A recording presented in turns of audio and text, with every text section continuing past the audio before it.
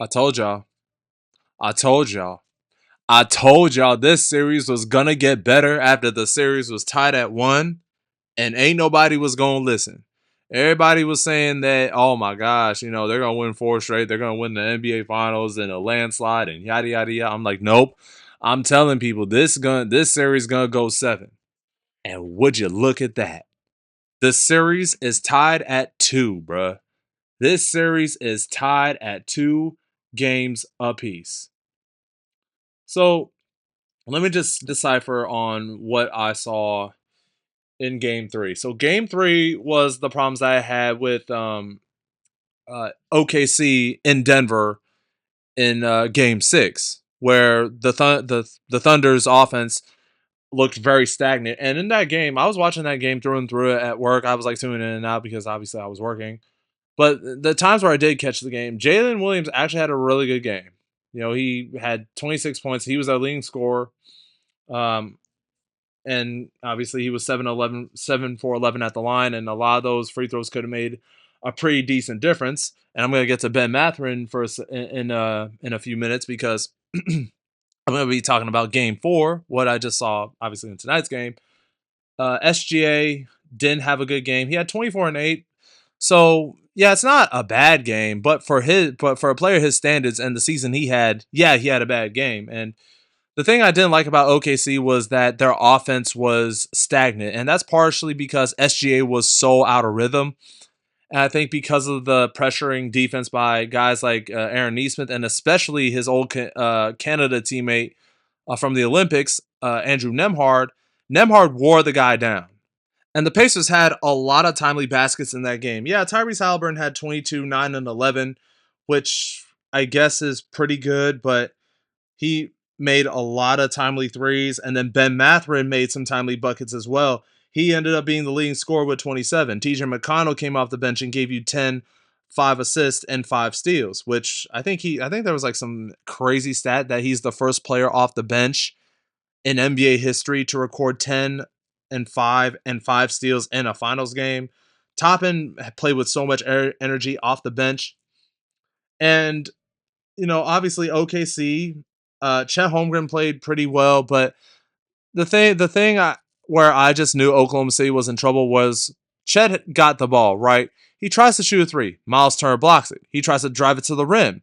And obviously that didn't work because Miles Turner blocks him out of bounds. Where a lot of people are saying, "Yo, why weren't there any fouls called or something or other?" You know what I mean?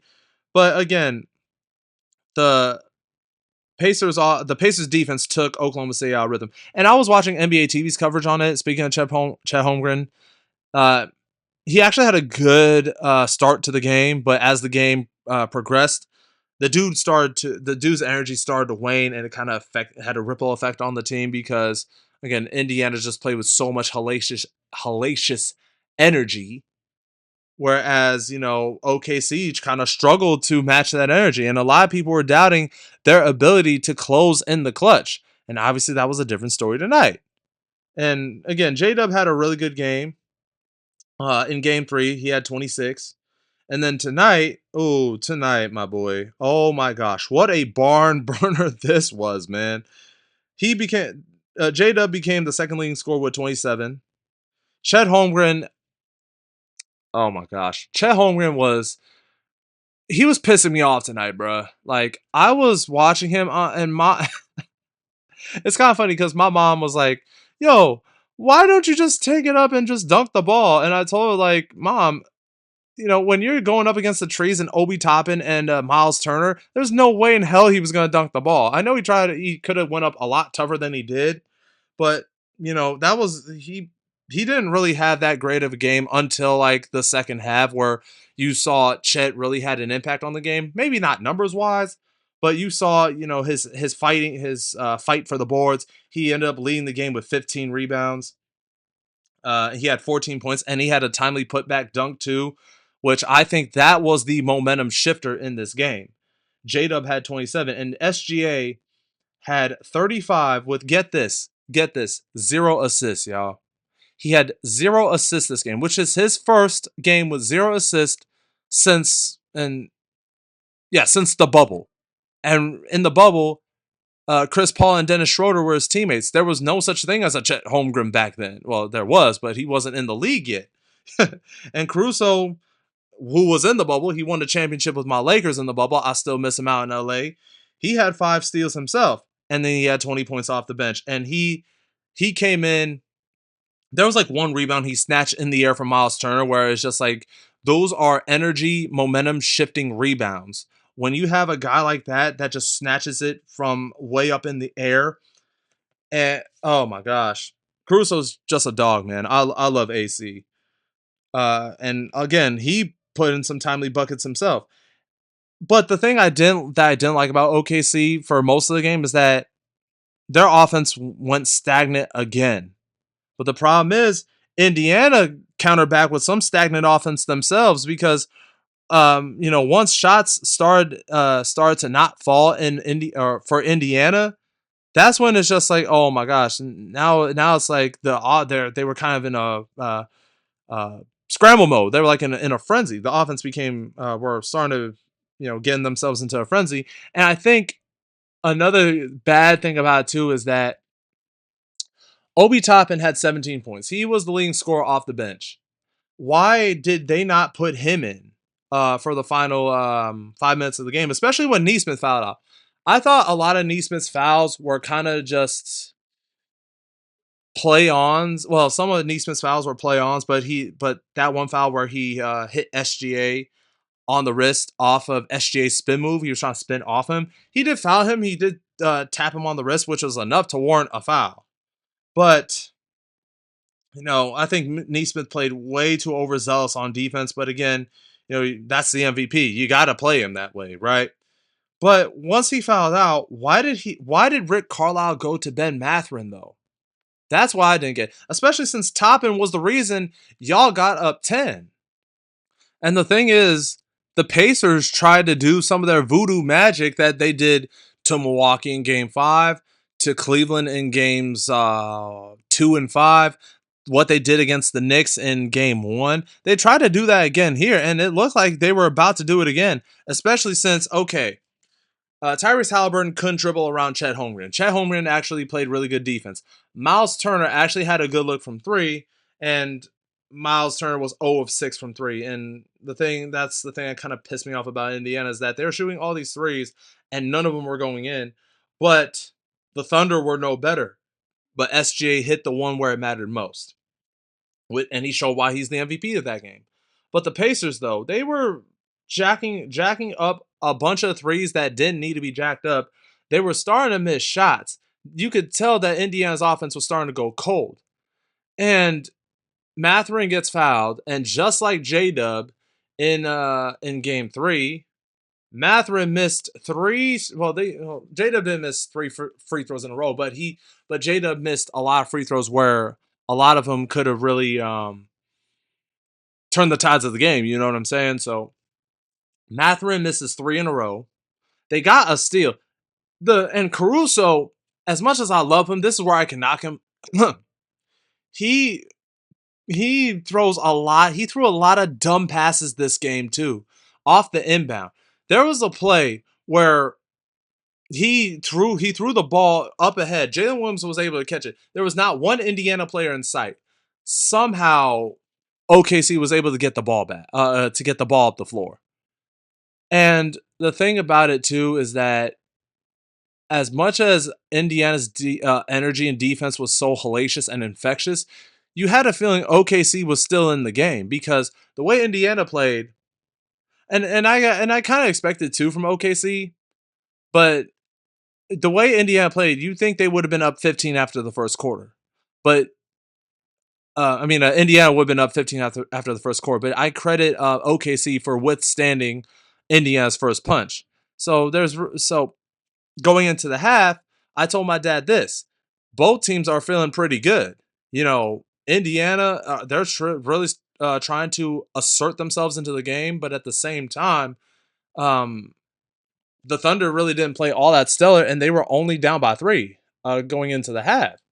So they lost this game. I don't know. Look, Ben Mathurin is a really good free throw shooter, but the problem is you put him in the game at a time where he's just cold. I don't know why you didn't go to Obi Toppin. I didn't get that at all. Since he could have been the one making the free throws, not Matherin. And that's not a knock on Ben because Ben's a dog. He's a really good player, but you put him in that situation where he's just coming in ice cold. No, I didn't get that at all. I didn't like that move from Rick Carlisle, and I've had a lot of praises for Rick. I've even said my praises in my series recap vid covering the Knicks Pacers series. But what I did like about Mark Daigneault was that he went back to the lineup that got him to the finals. The thing I didn't like about, I don't know if I addressed this in my series recap after games 1 and 2, but the thing I didn't really like about Mark Daigneault starting Chet Holmgren at the center and then starting Cason Wallace into a starting lineup, and I think Charles Barkley brought this point up too, was because their bench looked out of sorts. Especially if you look at that game 3 with Ben Matherin and TJ McConnell and Obi Toppin. Obi came off the bench this game with 17. The bench actually played pretty decent for Indiana tonight. But the problem with starting Chet at the center, they got worse in the rebounding battle because Hartenstein and Holmgren, they have such a physical presence, especially on the low block and on the boards. Tonight they won the rebounding battle 43-33. Nesmith led the Pacers in rebounds with 9. And Miles Turner, man, I still need more than 2 rebounds. He cannot keep getting away with just 2 rebounds per game. Like I think even last game he didn't really have that much of a rebounding game to him. Holmgren led the way with 15, Hartenstein with 6, and J-Dub with 7. But not only their rebounding got worse, especially in games 1 and 3, they virtually didn't look like they have a bench. And think about it like this, y'all. If Aaron Wiggins didn't come off the bench in game 2 and had the game he had, they would have been down 2-0 heading back to Indianapolis, and who knows what could have happened. Indiana probably could have swept them because I don't think they're going to lose another game 3 the same way they did to New York, the same way they did to Cleveland. You know what I'm saying? So in game 3, they actually won the rebounding battle by 6. So yeah, and Miles Turner did have 2 rebounds. Jesus Christ, dog. Like damn near 6'11". You can't grab more than 2. Come on, dog. He had 5 blocks though. So I'll give him leeway there. But that's one of the things I didn't really like about it. And their bench looked non-existent from at least my eye test. And in game 1, Indiana won the rebounding battle 56-39. So the rebounds weren't all that great for OKC, even though they did win the next 2 games in the rebounding department. Their bench didn't really, outside of game 2, their bench didn't really look all that great with Cason Wallace at the starting in the lineup, because the best you could do is Alex Caruso off the bench with 8. And I think putting Cason back on the bench gives they get back to their identity that way. And I guess I can understand why Mark Daigneault did that, because he was trying to match the foot speed of Indiana. But the problem is you take away your physical presence on the interior, and because you're having Chet Holmgren guard Miles Turner and Pascal Siakam. That's not a fair fight. And if he's not guarding those guys, you have to leave it up to J-Dub or Lou Dort or Cason Wallace. That's not a fair fight because Siakam can score over them. So I'm very glad Mark Daigneault went back to that lineup, because that is the lineup that got him to the finals in the first place. If it ain't broke, don't fix it. The classic saying always goes. So, and it paid dividends for them tonight. But even when, and here's the thing about game 4 specifically, and some of y'all may disagree, that's absolutely fine, but even when Indiana went up 10, I didn't really think they were all that in control. If you look at game 3 especially, you could tell that Indiana was in control the whole entire game. They controlled the pace, they controlled the tempo. Even in game 1, they still played at their pace, even though they went down 15 in game 1. But the problem here was that they let OKC hang around. And you don't let a team with an MVP, whether that be Shea Gilgis, whether that be Giannis, whether that be Nikola Jokic, whether that be LeBron or Steph Curry or KD. You don't let a team with an MVP hang around like that. That's why I was kind of scratching my head that okay, they got up to 10. Now can they expand on that? And obviously they couldn't expand on that. So overall, I my overall respect goes out to OKC and the job that they've done this whole entire game.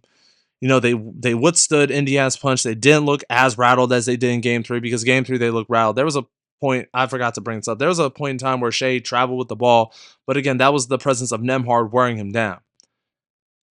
But they didn't look rattled. They actually had an answer for a lot of things that Indiana was trying to do. And this was like the first time I think they brought up that OKC's not good in clutch games. They showed their poise. And, you know, people are saying they're not really battle tested. Most of their games have been blowouts and yada yada yada. They've won in close games these playoffs too. So this team just has to figure out how the hell to close in clutch games because, you know, there can only be so many blowouts in a playoff run. And they've won in close games against teams like Memphis and the Nuggets too. So what's my outlook for the rest of the series, y'all? My outlook is this.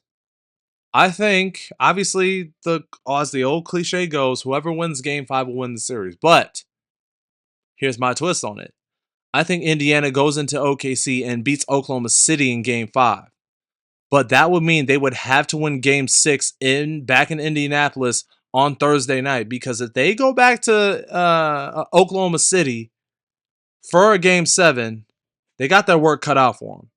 Now, could they go into OKC in it for a game 7 and win it? Sure.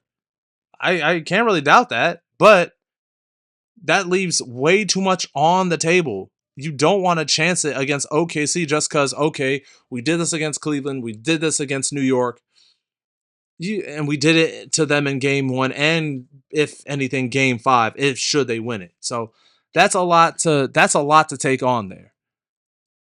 But I have the Thunder winning this series regardless. I think they win a game 6 in Indiana, and I think they wrap it up with an epic game 7 win.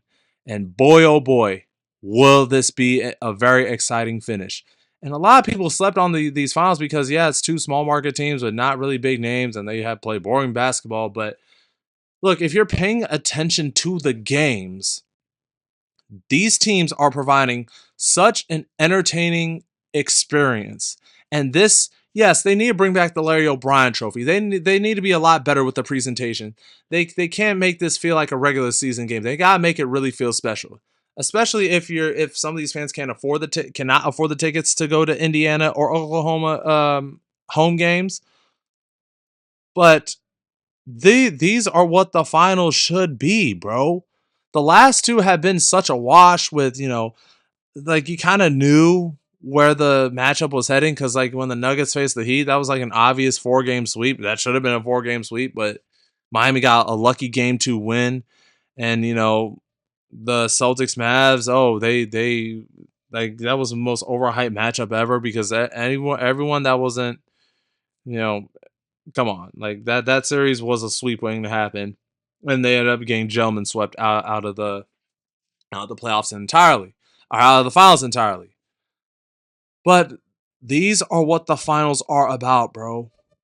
And I am very excited to see how the rest of this thing plays out because we are having epic games. We had 3 games that were decided by less than 10 points.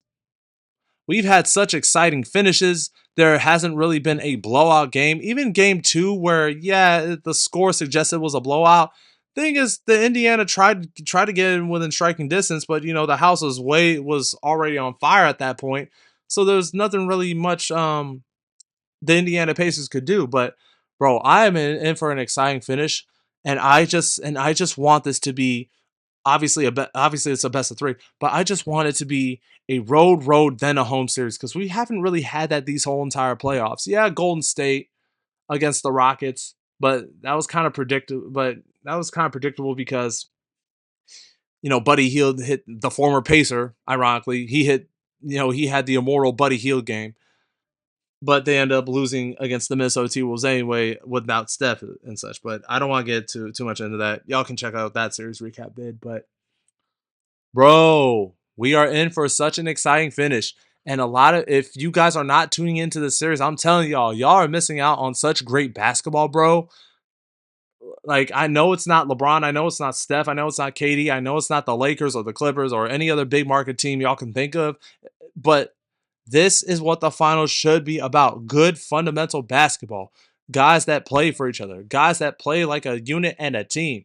Guys that don't really have to heave threes or like, just, be up front and, just pound their chest every time they make a basket. No, just play the damn game. And that's what both teams are doing. Yeah, Halliburton can run his mouth. He could be a shit talker, but pardon my language, y'all. He could be a trash talker, but the thing is, he doesn't do it to like Anthony Edwards level, right? This is just such a great series, and this is such great basketball, man. And this is what the finals should be about. So I'm very happy that this series is trending in the right direction in terms of competitiveness. I don't really care about the ratings things because everyone's gonna try to bring up ratings because everyone wants to be working for Nielsen now. But we're in for such an exciting finish, and I cannot wait to see how the rest of these finals play out. So yeah, my prediction is Pacers win Game 5, but Oklahoma City goes into Indiana, win Game 6, and win a thrilling Game 7. So yeah, those are my thoughts. I really don't have any new updated news. I will give I would give like a quick minute to pay attention to the KD trade. Um, I think KD might. I think the Wolves are the best destination for KD. You pair him with a guy like Anthony Edwards. Ant Edwards, the last couple years, even with Karl Towns and Julius Randle, they really weren't the supplementary scores that Ant really. How do you say it? They weren't really the supplementary scores that could really take pressure off of Ant. Maybe for like a series or two, but for a prolonged, extended period of time, Karl Towns really couldn't provide that when it mattered most against the Mavs. Julius Randle, same thing. And those guys run hot and cold too. When you pair Ant with someone like Durant, Kevin can take you off the dribble. He can't do the things Anthony Edwards can do, obviously. He's 37, but KD on the Wolves, I think it's just a match made in heaven because I think Udonis hasn't brought it up on First Take. When you game plan for a guy like KD, it allows Ant to play with more space and more freedom. Where it's just like he won't have to see double teams because you can't leave number 35 open because 35 is gonna shoot and hit those shots every time, bruh. So I would want to see KD to the Wolves, and obviously Mike Conley, Dante DiVincenzo, and Rudy Gobert are going to have to be the odd man out, and their first round draft pick. The Rockets, not so much. I mean, it would be cool, but I don't think so. They're not really ready to win now. They're not. I don't think they should go all in for a superstar. The Miami Heat really don't have a direction, so that's obviously out of the question. So I think KD to the Wolves would be a match made in heaven. And also, it helps that they were teammates on Team USA. Ant grew up watching KD, and him and KD are boys now. So I think you put KD on the Wolves. I think that's a match. That's a perfect match for each other. I think it'll be much better than Booker and KD. So yeah, I just want to get my 2 cents on that. But yeah, exciting finish waiting to happen. The final episode of series recap will be either this Thursday or after this Sunday. So stay tuned for the final episode, y'all. I'll see y'all in a week. That's the end of this video. I'm X. Deuces.